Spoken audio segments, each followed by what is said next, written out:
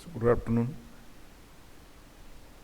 We have finished some of the portions in antipsychotic or schizophrenia, and we were going through the remaining part in the schizophrenia, that is some algorithms and some important information that we shall finish today, so that it will be over.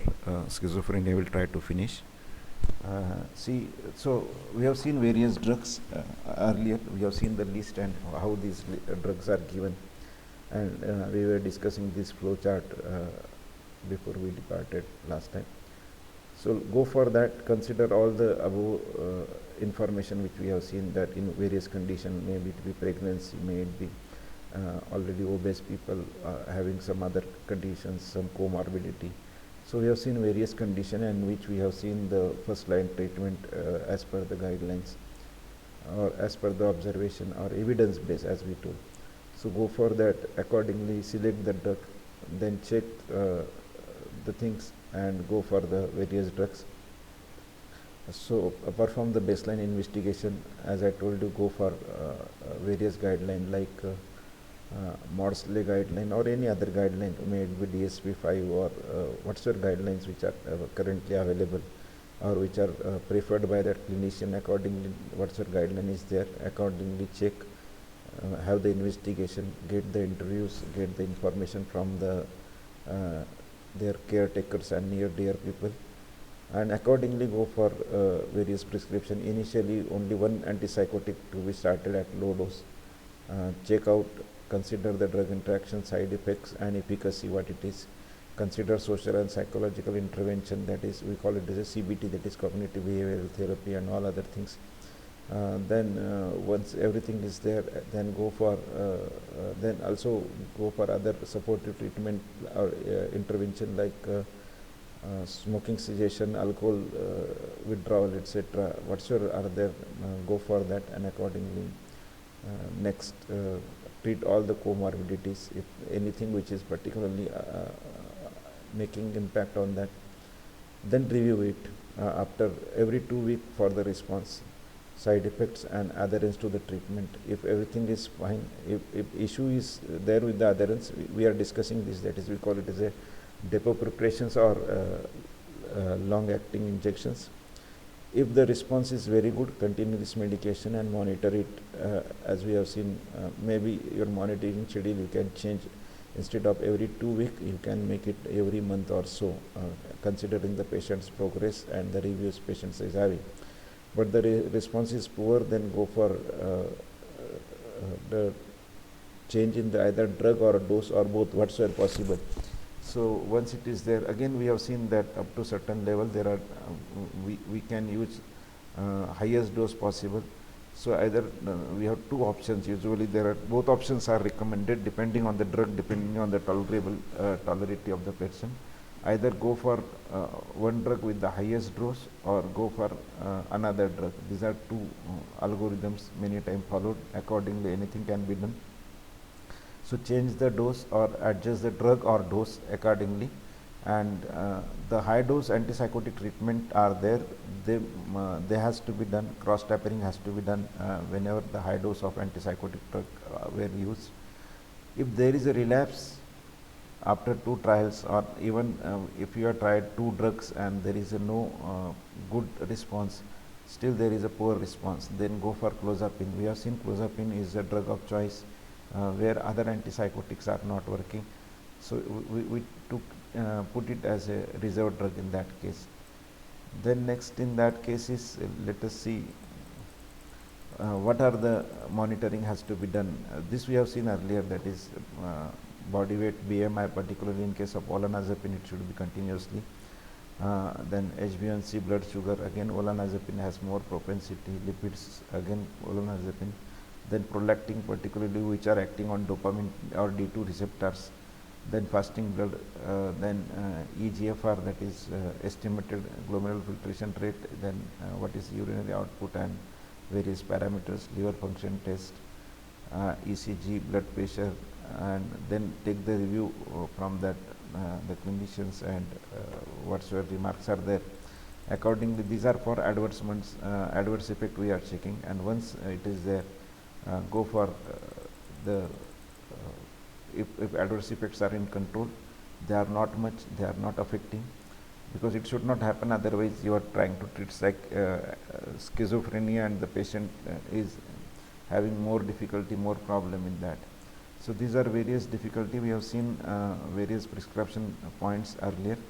So what has to be done? Let us go, and these were the references which were used by people for that. Now what this guidelines tells next is go for the antipsychotic. We have seen, if you remember, if there is a problem in the compliance, that patient is not taking medications regularly, and because of that the condition or the prognosis is not good. So in that case we can go for various long acting injections, or we call them as depot preparations. So this is there actually to improve the adherence. Intentional or unintentional adherence is there, means either unintentional means they tend to forget, they do not remember, or that condition do not allow them to remember, is unintentional. Intentional means deliberately they do not want to take, they don't want to improve, that is intentional. It is better one who would prefer such treatment. For them it can be there, those who do not want, or those feel that instead of going for regular treatment, it is good that going for it once. Reduction in the relapses, rehospitalization, severity of relapses, this is a additional benefit it is offering. Discuss a treatment option with the patient, see various choices and medication sites, and check the capacity and the risk assessment, risk on the various places, what is there, and there is a successful trial of 2 weeks on oral, and then only go for this, because if oral one shows that there is a larger adverse effects, then it is a problem. So first orally go for, observe for 3 to 4 weeks. If the patient can tolerate it, then go for a long acting injection or depot preparation, because they cannot be withdrawn again, because once it is present in the body, it will be difficult to stop their action.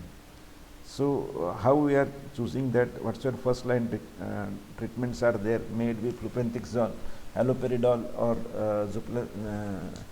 zoclopentixol, whatsoever these are there, their deconate form, that is we are attaching the deconic acid to it, which is 10 carbon, deco means 10 carbon acid, which is long acid, which makes it more lipid soluble, so make it more lipid soluble. Then check it, and the oral preparation check if it causes development side effect. Manage the side effect with the anticholinergic and the dose reduction, because most of the drug are having, if dose reduction increases the symptom or side effects are intolerable, then go for second line treatment. If first line shows minimal side effects, consider the decreasing frequency of these long acting injections with monitoring for the relapse. Then go for second line, consider the changing to 3 monthly paliperidone injection after 4 months on paliperidone monthly tablet, or this, then it can continue monthly to follow-ups, and if deemed necessary, then go for this. So these are the, that is clozapine can also be added into this. So these are various injections. These are basically licensed or indicated for maintenance in schizophrenia and other psychosis.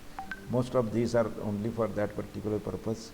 So these are the drug which can be given for these long acting injections. Example of these are flupentixol, haloperidol, zoclopentixol, then paliperidone.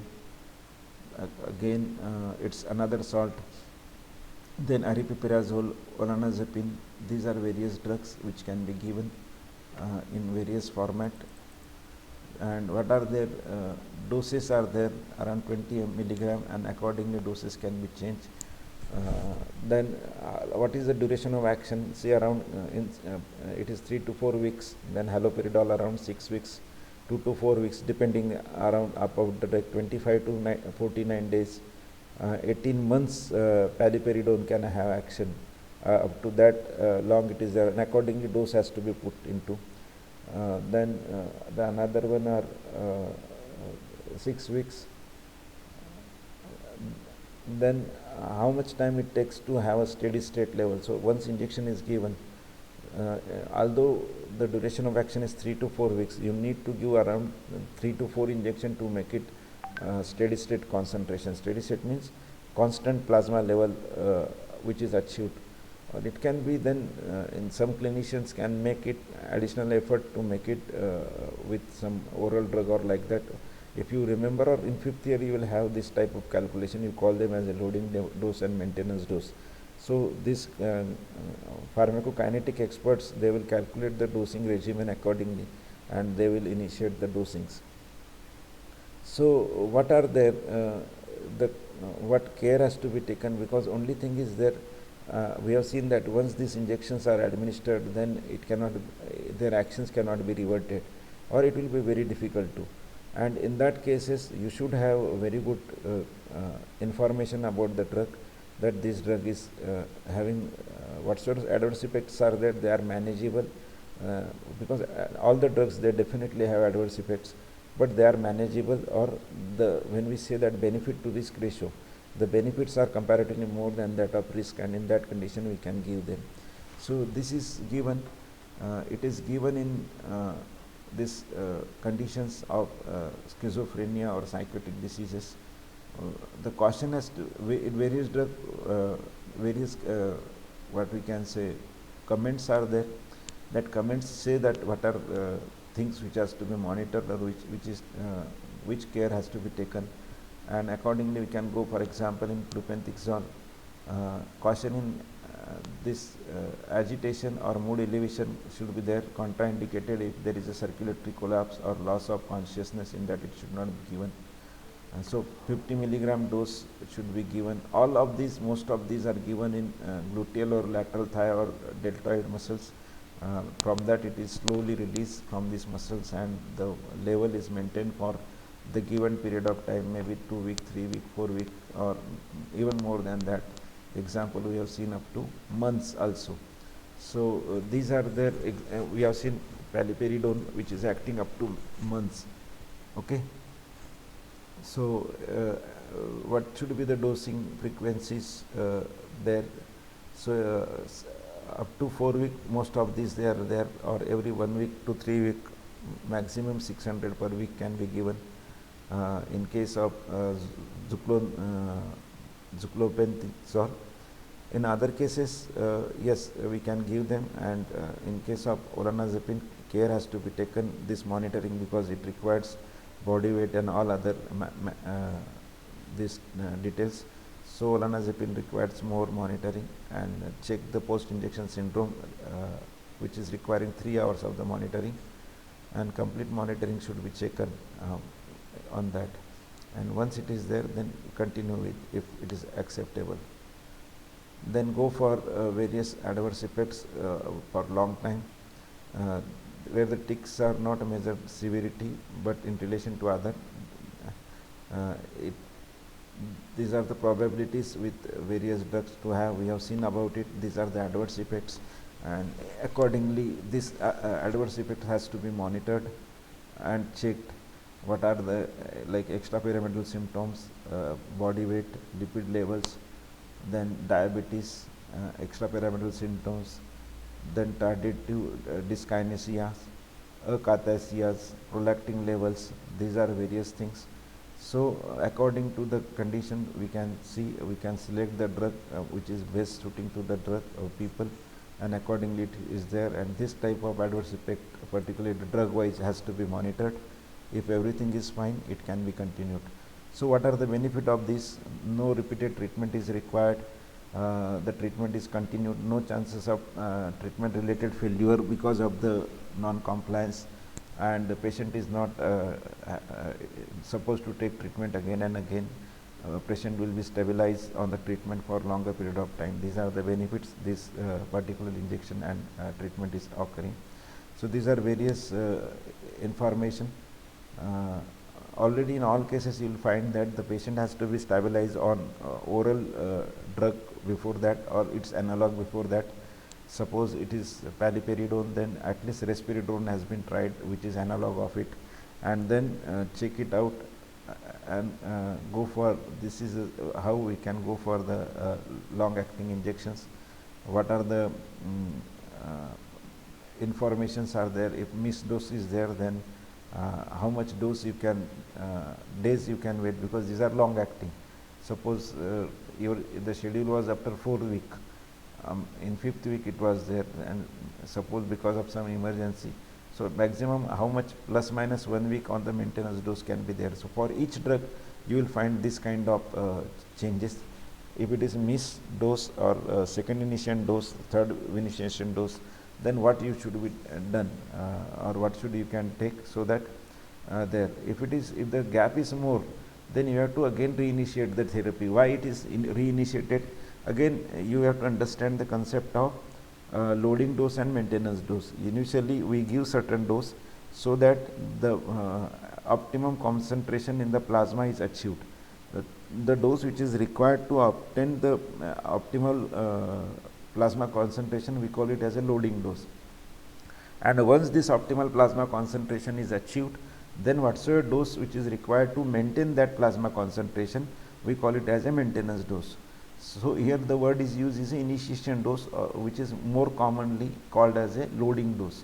So loading dose or initiation dose, so this is for maintenance, this is for reaching to the required plasma concentration, to achieving the essential plasma concentration, and maintenance dose is to maintaining that concentration which has been reached because of that previous dose. So in certain drugs, in many drugs you will find that initially more tablets are to given. The biggest example of that was chloroquine, which has to be given 2 tablets initially for 2 to 3 days. These were called as a loading dose, and once it is there, then 1 tablet twice a day, like a chloroquine tablet. So there are such concepts are there to what we call as a loading dose. Similarly in parenteral, this type of long acting parenterals, since the drug is released very slowly, go for this till it is there. In all cases you will find that this will be there. And go for how this maintenance dose, and if the maintenance dose is missed, what care has to be taken. Okay, if whether you need to give some higher dose, or if you have to give some changes or reinitiate the treatment. If example here, I will explain this one example here, missed dose is there. So it has to be given in plus minus 4 days with the second initiation dose. So when the first dose of given, then in plus minus 4 days, means suppose your schedule was the schedule to that patient was given suppose 4th January. So then it can be given from 31st January to 8th January 2021, because after this dose it comes after 4 week, it is a 4 week duration for second initiation dose. Maximum plus minus 1 week we can give for the maintenance dose, if it is a maintenance dose. So if it is initiation dose, plus minus 4 days. Now if you misses the dose and the period is less than 4 weeks, then what we have to give 100 milligram in deltoid muscle as soon as possible, and then give 75 milligram 5 weeks after the first injection, then continue for the normal monthly cycle.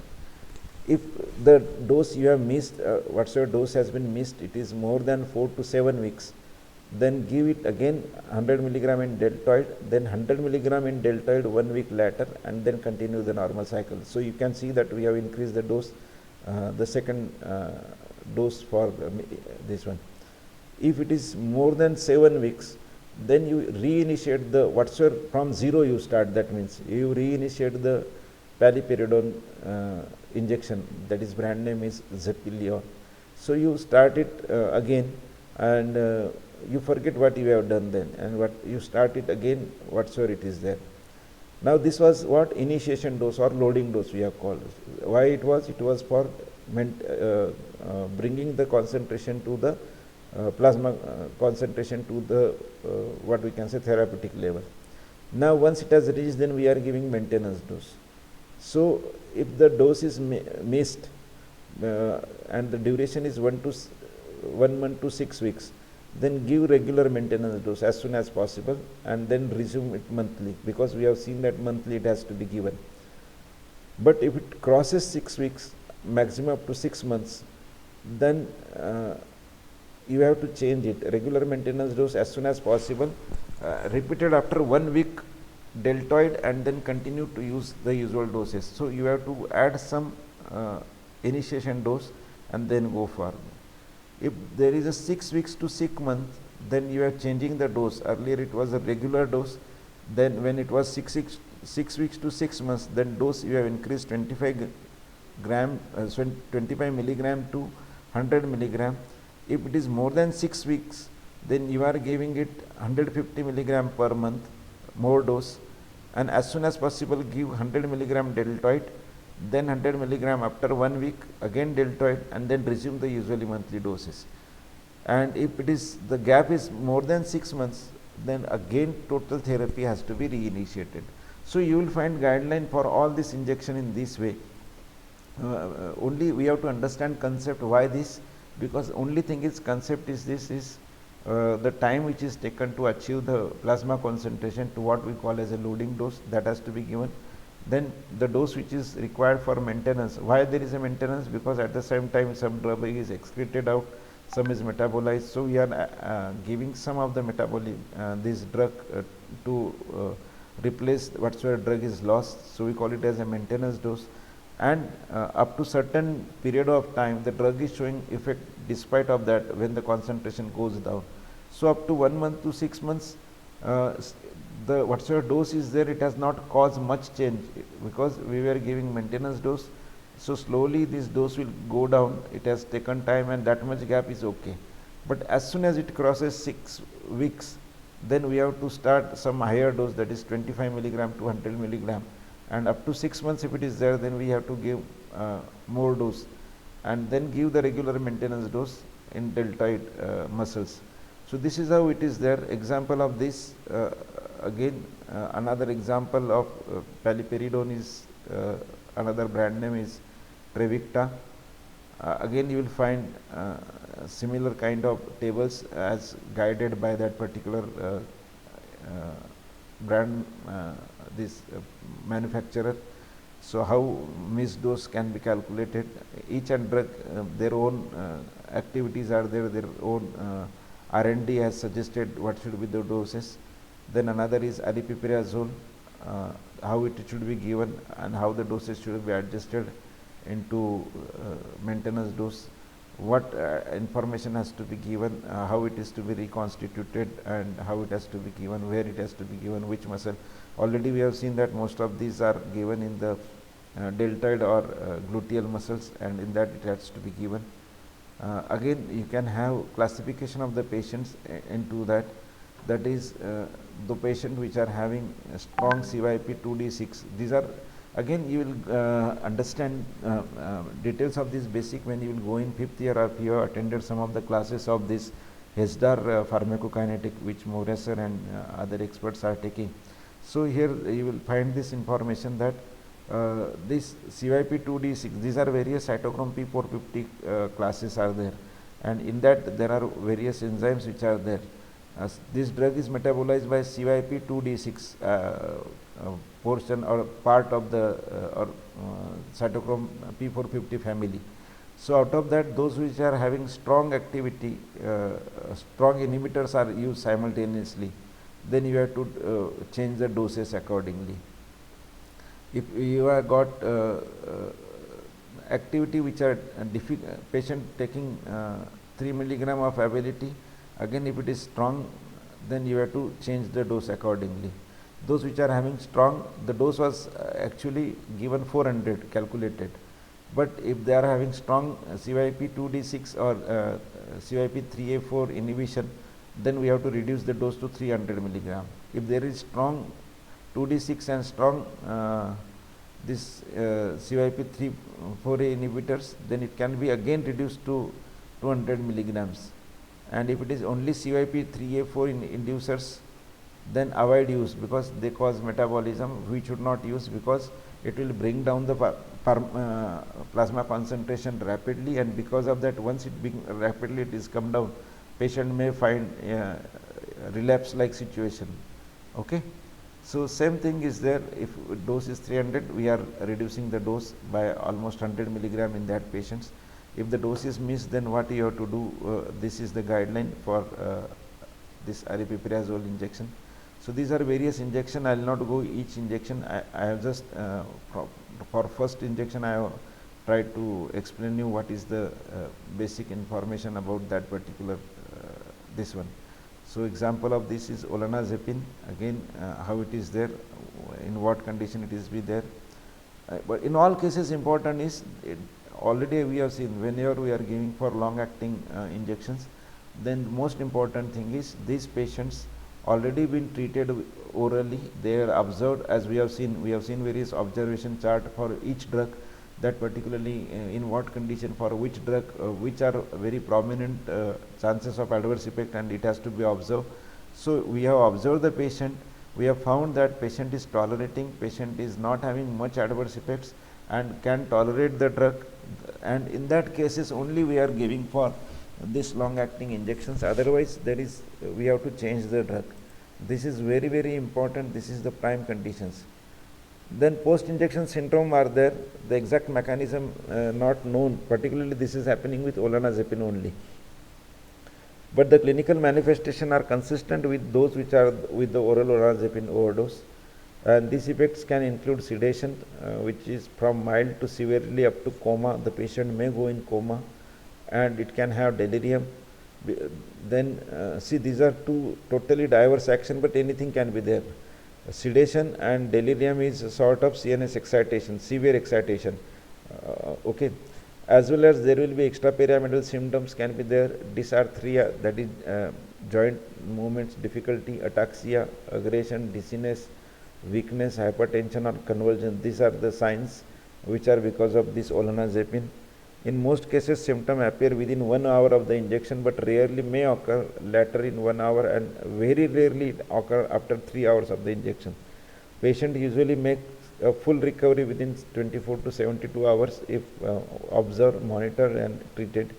In clinical trials, the syndrome occurred in less than 0.1% of the injection and less than 1.5% of the patients.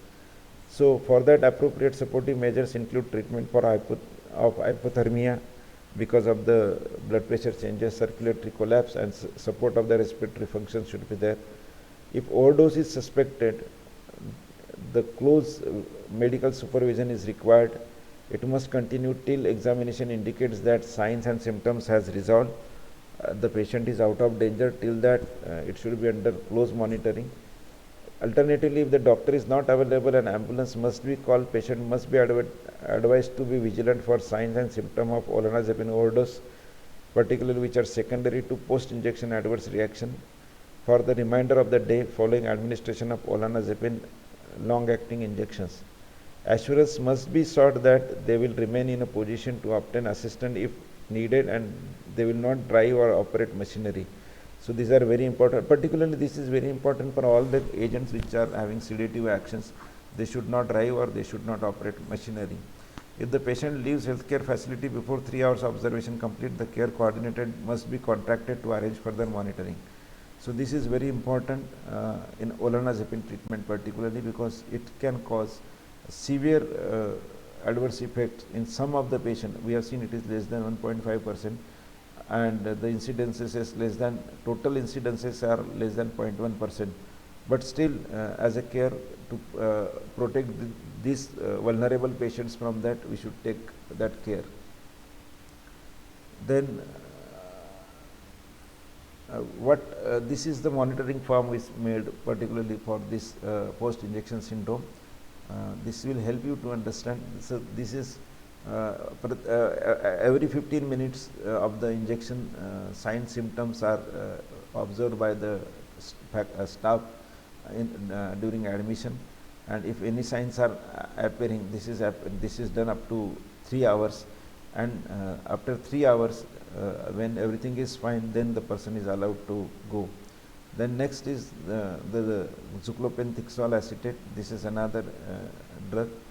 Similarly, it can be given as a parenteral for long acting, and various conditions are there, in what condition it should be prescribed, in which condition it should not be prescribed. and what monitoring has to be done post injection. So these are various conditions, various situations in which the drugs can be there. Particularly, lastly, we have to take care that when we are prescribing high dose antipsychotic treatment, what we should do, in what condition it should be given, and in what condition it should be removed. So before considering high dose antipsychotic treatment, what you should do is whether the patient has been trialed on treatment of sufficient time, has response. We have seen minimum 2 to 4 week time has to be given for each drug and at each dose level. Whether it has been given, have you tried at least 2 antipsychotics, that is at least one second generation and one first generation, whether you have tried. If yes, then go for a high dose. Has clozapine been considered or trial and found to be insufficiently effective or not suitable, then we are, whether the patient is adherence has checked, and if the patient is not adherence, then instead of going for a high dose, go for correcting the adherence. What adjunctive treatment has been shown insufficient response, that has to be checked. Adjunctive treatment means we have seen the cognitive behavioral therapy and many other things which we can say pharmacological, non-pharmacological treatment. Have psychological treatment have shown insufficient response, or whether they are deemed inappropriate. Then even high dose antipsychotic has to be given, then consult senior psychiatrist, and including a pharmacist has to be considered for dose consideration. Check the patient consent, have the patients or patient's relative consent has to be taken, because chances of adverse effects are high. Correct the whatsoever conditions are there in place.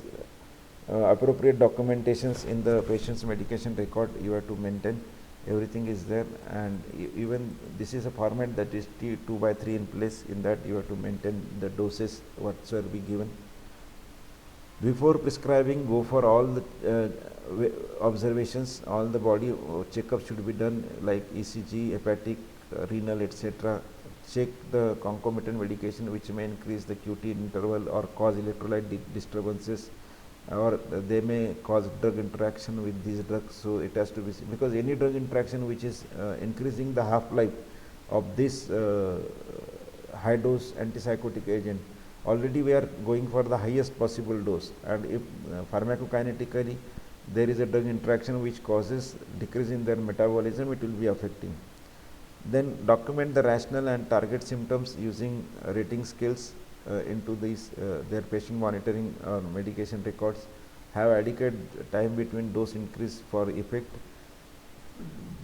Write a high dose antipsychotic care plan which should include the details and frequency of monitoring requirements. We have seen various monitoring requirements, which kind of toxicities, maybe renal, ECGs, body weight, then blood pressure, then glomerular filtration rate, whatsoever there, these are all should be mentioned in that, so that it will be done accordingly. After starting, monitor the patient, then as per the page 5 of the guidelines, including take regular ECGs, and whether if it is steady state is reached, then after each dose increase, then every 6 months you go for ECGs and other biochemical tests like that. Monitor dose related adverse effect like extrapyramidal symptom, postural hypotension, anticholinergic effects, etc. Check the benefit. Now we are not only concerned about adverse effect, but whether we are getting any benefit or not, that has to be checked. Whether the target symptoms are reducing or not. If it is reducing, then okay, it was worthwhile. Otherwise there is no use to put the patient in so many difficulties. Advise the patient to have medical attention if any kind of adverse effect like dizziness, palpitation, syncope are seen. Then check with the general practitioner about the ongoing monitoring.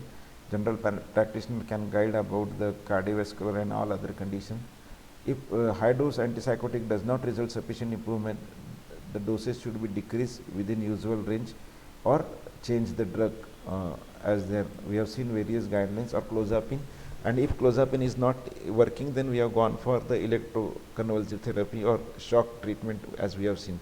So here we finish schizophrenia. various treatment options into it, and how we can treat schizophrenia in people. What are various options, what are the advantage, disadvantage, what we have to monitor, and accordingly which are the first line, second line treatment, which is the treatment which is used in what we can say as a reserve one, in what condition we can use this. So these are various treatments in schizophrenia. Next time we'll start with other topic from the psychiatric these psychiatric diseases. So if you have any difficulty, you can put on our group, therapeutic group, so that if that difficulty is there, or whatsoever reading you are going through, if you while reading you find that one or other paragraph you are not understanding, you please let me know. Accordingly we can have a discussion on that. And in the meanwhile you can start your preparations. You can start making questions. Maybe slowly after some time we'll start for going for practical examination on the basis of cases related to these topics. We may plan it accordingly, but in the meanwhile you can please go through the topics, you read these topics and have a discussion if you have any difficulties. So take care, be cautious, and if you have any difficulties, please do ask.